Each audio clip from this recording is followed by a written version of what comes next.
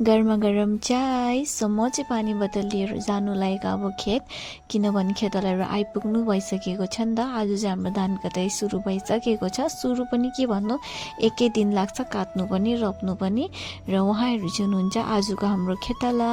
पानी पुऱ्याएर आएर चाहिँ मैले यता चामल सफा गरेर भात पनि बसालिदिइसकेको छु। अब यो भात हेर्ने पालो चाहिँ बाबाको। र यता भात बसालिसकेर फेरि मैले दाल पनि बसालिदिइसकेको छु।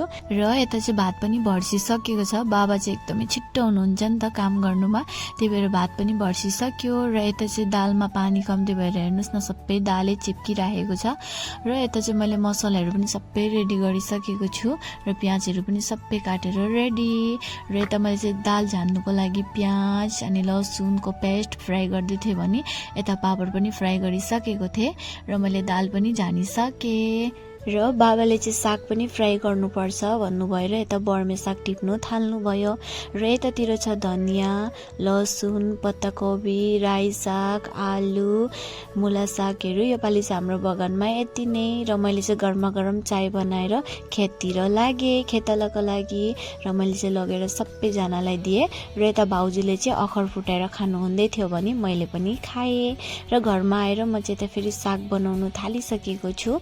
स्वाद अनुसार नुन लगाइदिए, हल्का हल्दी लगाइदिए र मजाले चलाएर पाक्नुको लागि छोडिदिए। र गाइस यहाँ हेर्नुहोस् न, हाम्रो बाबु चाहिँ मलाई धान काट्नु सघाउनु आएको अरे। हेर्नुहोस् न यति माया। यता चाहिँ बाबाले ब्रोइलर पनि सफा गर्नु थाल्नु भइसकेको छ र सफा गरिवरी पिस पिस काटेर पनि रेडी गरिदिनु भयो। र यो लेग पिस चाहिँ स्पेसली हाम्रो बाबुको लागि। र मैले चाहिँ यता सब्जी बनाउनु पनि सुरु गरिसकेको छु। प्याजहरू लगाएर मसलाहरू लगाएर मजाले फ्राई गरेँ अनि त्यसपछि एड गरिदिएँ मासु। र मासु पाकेपछि चाहिँ मैले एड गरिदिएँ धनियाँ। र यता भात सब्जी पनि पाकिसकेको छ। यता छ भात, मासुको सब्जी, बर्मे सागको सब्जी, साथमा दाल। र यतातिर छ निम्बु टेङ्गा, निमक, राङ्गे खर्सानी। र यो चाहिँ हो बयममा लगाएको निम्बु टेङ्गाको चटनी, साथमा पापड। र खाना सब्जी पनि भइसकेको छ रेडी। र त्यसपछि खेतालाहरू सबैजनालाई बोलाएँ मैले चाहिँ खाना खानुको लागि। खेत सामने भएर मैले चाहिँ खेतालाहरू सबैजनालाई घरमै खाना दिएँ। उहाँहरूले खाना खाइवरी, तामुल पान खाइवरी एकछिन रेस्ट गरेर उहाँहरू पनि लाग्नुभयो खेततर्फ।